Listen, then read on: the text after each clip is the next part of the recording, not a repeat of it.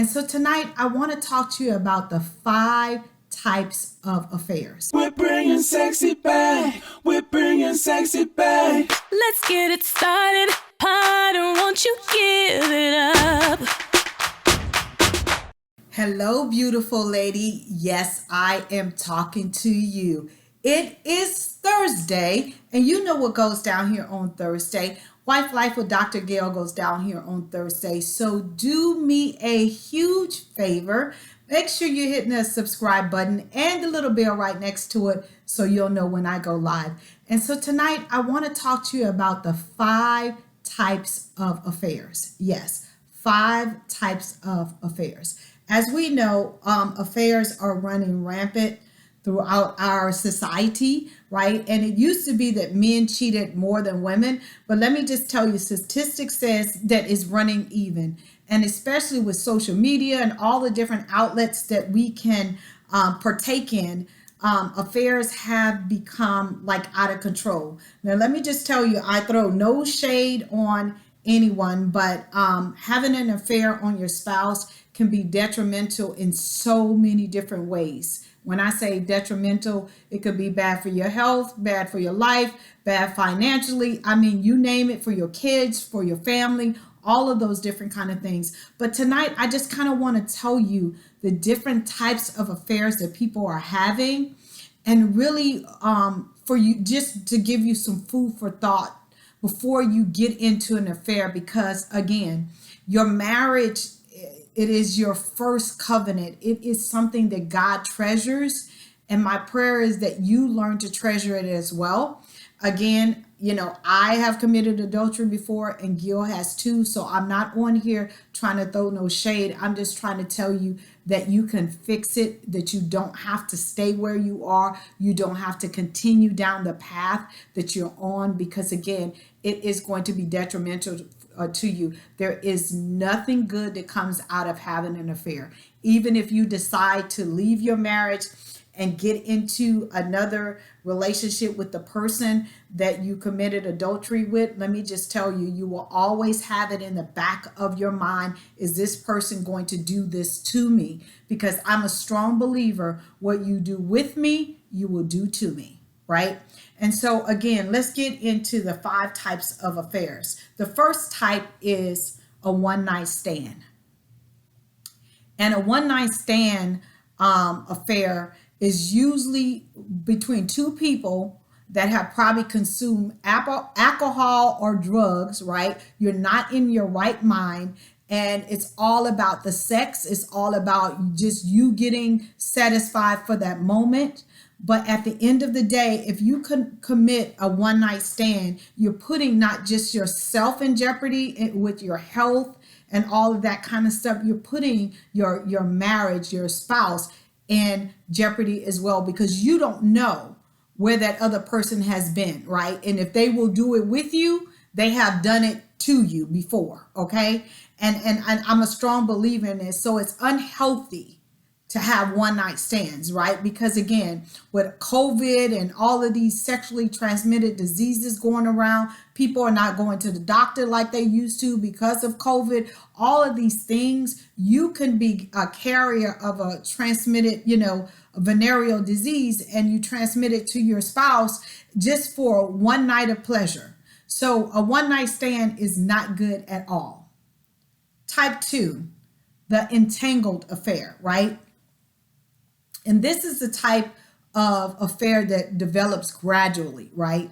It starts out as a friendship. It starts out just being nonchalant, right? It starts out just having great conversation, and you become more emotionally involved, and then it becomes physical, right? And usually an entanglement lasts for years. And it's one of the hardest affairs to get out of, right? And the thing is that most of the time when you're entangled and you're trying to make sure that your spouse doesn't know about it, then it creates lies. You change your patterns. It's all of these different things that goes on. And let me just tell you, this is one of the hardest affairs to get out of, but it's the most detrimental to any marriage. And so when you find yourself going down this path and you find yourself where you are thinking about this person and you're, lying to your spouse and doing all of these different things. And I'm a strong believer that wages of sin is death. The wages of sin is death. And what I mean by that is that you have to work to have this type of an affair, an entangled affair. You have to work for this, right? And you have to manipulate and you have to lie and you have to become something that you're not. And so this type of affair is something that is not going to go anywhere. For the simple fact is that not only are you lying to your spouse, but you're lying to yourself and you're lying to that other person because you're leading them down a path that you know that you can't deliver on. Type 3 affair is a sexual addiction affair, right? And this affair, again, can be detrimental to your well-being and detrimental to your health. And this type of affair is really not an affair because you are addicted most of the time to porn.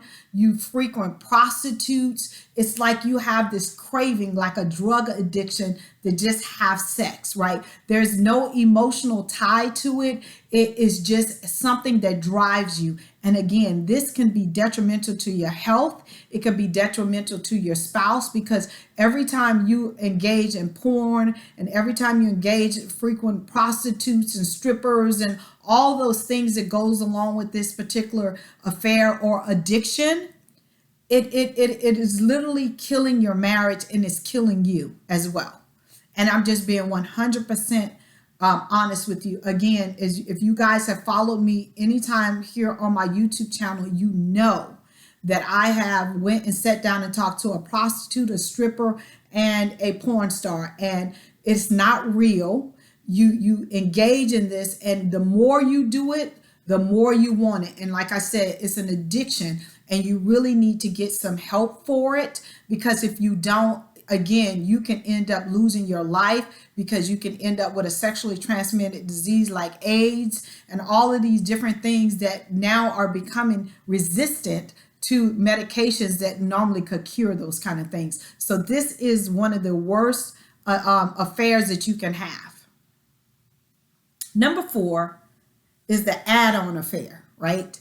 And what an add-on affair is an affair with someone, maybe like your coworker or whatever. Your marriage is fine, but there's something missing in your marriage that this person is able to fill that void. It could be that you have an interest going to art museums and your spouse doesn't want to do this, but you have a coworker of the opposite sex that loves art. So you find yourself sneaking and manipulating, going to the museum, the art museum with that person, or you find yourself, kikiing up about art and talking about the things that you and your spouse have missing in your marriage. And this type of affair can be very detrimental as well, because again, you're feeding something that your spouse is not giving you. What my suggestion is in this situation, if you have a spouse that is not interested in some of the things that you're interested in, instead of going outside of your marriage, find some things that you both enjoy doing and cultivate that. Fill that void with cultivating and making your marriage strong and allowing each other to meet each other's needs. And it just might be that your spouse is not interested in it because they don't know enough about it. So try educating them about what is most important to you, okay? And then type number 5 is the reconnection affair. And this mostly happens when you go to your class reunions, when you find somebody that you haven't seen a long time on Facebook, when you talk to some of your old college buddies and they send you down memory lane, I wonder what happened to so-and-so, right? And when you reconnect with that person, yes, it's excitement. You have history with them and you're able to talk about the good old times. But what you need to remember is what broke you apart and what ruined the relationship in the first place. Yes, you might be more mature, and yes, you might have moved on and you're in different relationships, but that core of that person that made you guys split up, they have not changed very much, right? And so when you reconnect with someone from your past, it might be exciting to talk about those things or whatever, but it can cause a detriment in your current marriage and in your relationship. And my thoughts is don't ever look back, let's know going back. And a lot of times we always think, well, what if I would have married this person? How would my life be? It looks like they're successful. It looks like all of these different kind of things. But if God's plan for you to be married to that person, it would have happened. You wouldn't have had that split. I am a strong believer that God's destiny for your life has already been mapped out. All right. And so my prayer is that since I went through these 5 affairs, if you are entangled or involved or doing any of these things, any version of these things, that you really step back and you really evaluate and look at your marriage with new eyes and say, I can make this work. I need to stop this habit. Because again, when you're involved in an affair, it's just not about you and that other person. It affects every area of your life, okay?